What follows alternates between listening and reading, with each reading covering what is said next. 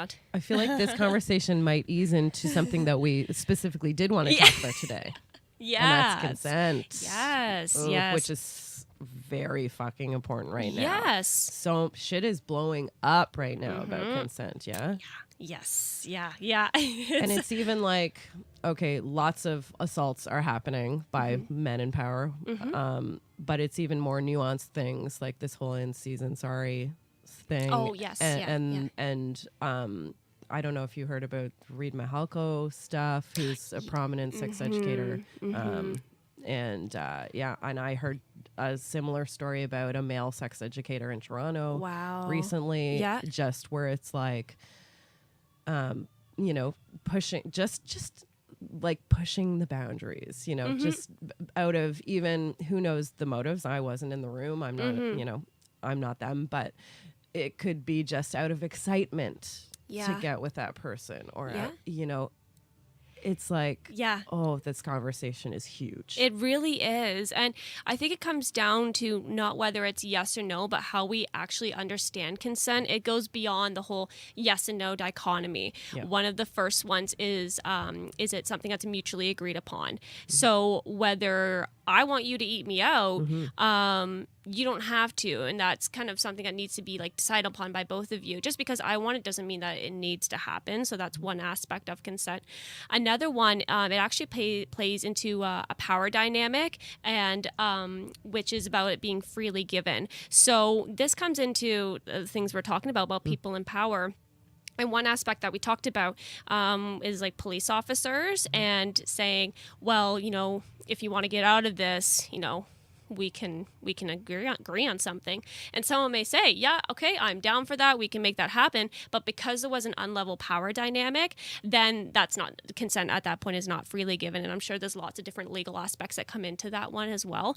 When I'm doing my speeches at universities, I talk about like the professor-student kind of dynamic. And at that point, consent there as well is not given there as well. Yeah, it's not freely given, meaning it could be coerced in some way. There can be other pressures. Exactly. Even if they are saying yes, there's a lot that could be pressuring that person to say yes if they're dealing with another person in power. Yeah. And so two other aspects that go beyond the yes and no is if it's clear and enthusiastically given. Yes. So you could be like, well, do you want to have sex with me? And the person goes, yes. The person said yes, but it wasn't clear, it wasn't enthusiastic. Yes. So kind of ways and another aspect, of consent is that it's reversible and can be retracted at any point. Yes. And it has to be repeated as well. Just because you like something in the beginning doesn't mean you're going to like it all the way throughout. A hair pulling is a great example of that. At some point, your scalp is going to get sore or something's going to get pulled the wrong way or your neck gets kinked and it's like, okay, yes, I agreed upon it at the beginning, but, I'm fine with it now. Like, we can move on. I'm good to not do that anymore. Yeah, exactly.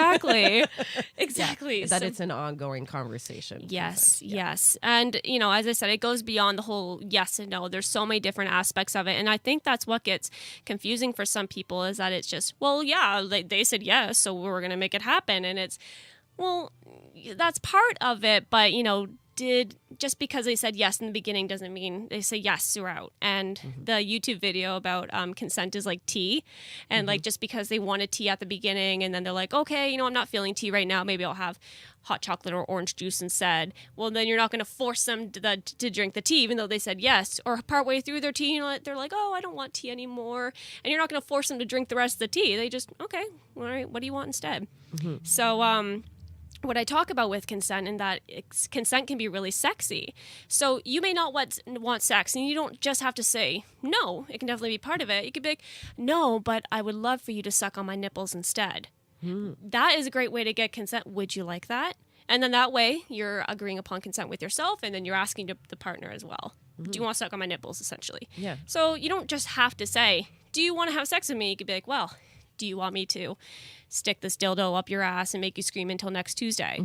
That sounds fantastic. You want to make that happen? Sure. And you can go on it like that. So. Yeah, I like that. That's fun because it's like, do you want to have sex? No. But it's like sometimes we say no because we don't want to have that type of sex that we that the two of us always agree on is sex. Like, say it's, PIV sex, that we're going back to, like, a heterosexual monogamous couple, maybe their gig is they always have PIV, penis and vagina sex. That's their thing. And maybe she doesn't want to have that type of sex. Yeah. So she says no. But she's like, man, though, I would really like to, just make out with you. Or I'd love to use my vibrator next to you while you, play with my boobs. Like, but she just says no because she just wants to say no to that. But I like what you're saying. It might open up a fun, playful, sexy conversation to like have a different type of sex. Exactly. And I love that. And it goes beyond when people are so scared to say no. So that's why they'll maybe be like, yeah, like, well, maybe I like the stuff leading up to it. And then I can say no once we get to the point where I don't want it anymore. Right. So by saying no, but I want this to happen, do you want to do that to me? It's kind of a great way to kind of mediate that awkwardness of like now I'm saying no. Yeah. I should have told you that before, probably, if I knew that before. Yeah. And because that's harder. I forget the name of the Canadian actor that Z or something like. Oh goodness, it's going to be so bad. I forget his name. He's more like tan skin. Oh, I forget his name. And he was all part of the Me Too movement. Oh, anyway, and in that partway through, she was like, "No, I'm not down for this anymore." But I kind of just kept going, and people criticized her for it. And it's like at that point there was no consent, and just because she forced herself to do it doesn't mean it makes it okay. She said no before he lifted her up on the cabinet and started making out with her and what have you. But yeah, and that's kind of where that whole play of it comes into it. So yeah. How else can consent be sexy?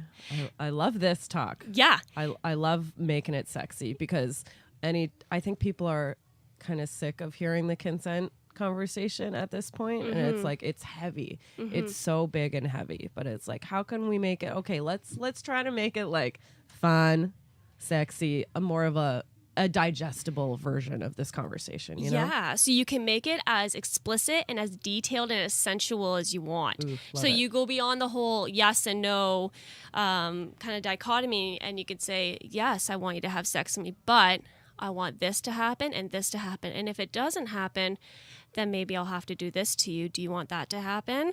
And it also incorporates kind of a dom submissive role play into it. That's bringing a power dynamic exactly. into it. And that's kind of a fun way with the monogamous vanilla relationships to introduce the whole BDSM. And like, it's like you don't have to do whips and chains and handcuffs. You know, it can be simple words that are used to kind of like, you know, make that arousal kind of, the verbal bondage. Exactly. If you will. Yeah. And you can have these conversations of consent prior to actually getting into the bedroom. So it could be first thing in the morning, you're making your porridge just before your partner walks out of the door. Hey, I'm thinking about you going down on my pussy tonight. How does that sound? I'll let you think about that before you head out the door to work.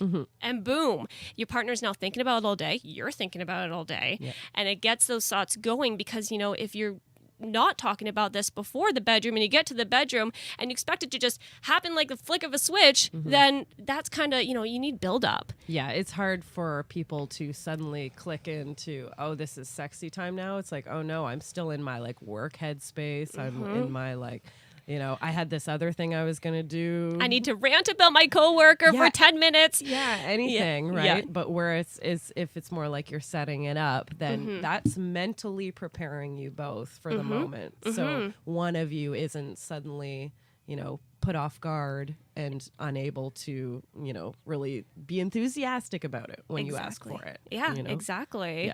Yeah. So it's can be just like a lot of fun. You can also repeat it back and forth to your partner as well. Do you like it when I suck your dick? Yeah.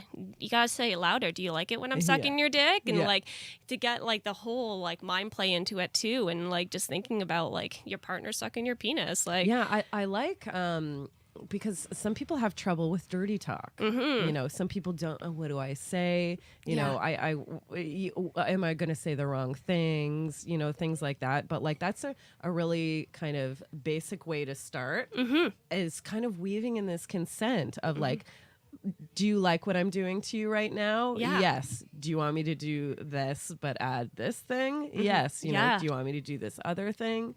You know, do you like that I'm doing this other thing now? Yes. Like kind of weaving in weaving in both, like dirty talk and consent, making it kind of exactly. Yeah, Like I'm getting better with talking to my partner about like when to keep things going at the same pace, when to increase or slow down, and that is another like thing that's hard to communicate. So powerful to do. And like, oh my gosh, my partner and I have been in a relationship for 5 years, and I'm like just really getting the hang of this now and knowing like when can I tell my partner like, okay, I want this and I want this, and then for them to be like, okay, well, now they'll just get to it. And I'm like, oh yeah, there's you too. Sorry. You have things you want to do as well. Whoops. And I think it's important to say that, like, people that there are issues that everybody has problems with, you know, confidence in bed, communication in bed, how to, really ask for what you want and what you need and stuff like that. Like even people that, do it in a very public way, like myself and yourself, like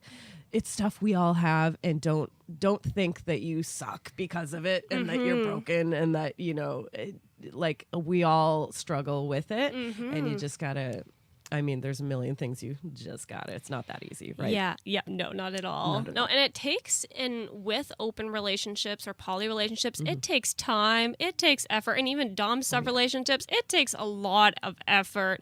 You thought being in one relationship and handling one partner was crazy. Imagine having two partners or a triad and squares, and it gets very complicated. Yeah, and it's a lot for one person to just figure out suddenly, like without delving into resources like yourself, talking to somebody about it, or going to some sort of counseling, or getting on those Googles and just researching, getting on forums. Like, it's a lot of work that goes into these types of relationships as well. And Dr. Jessica O'Reilly did a TED talk about monogamish. Now, don't read the comments, but you would never read the comments. Yes. Never read the comments. I got my first shitty YouTube comment the other day. I was like, yes, I'm a YouTuber. You need a trophy for it. It's like, first I'm going to get it flagged somewhere. Thank you. Oh, make a speech about it. Yeah. Next podcast. I'd like to thank this asshole. Lonely Boy 101. It's 6969.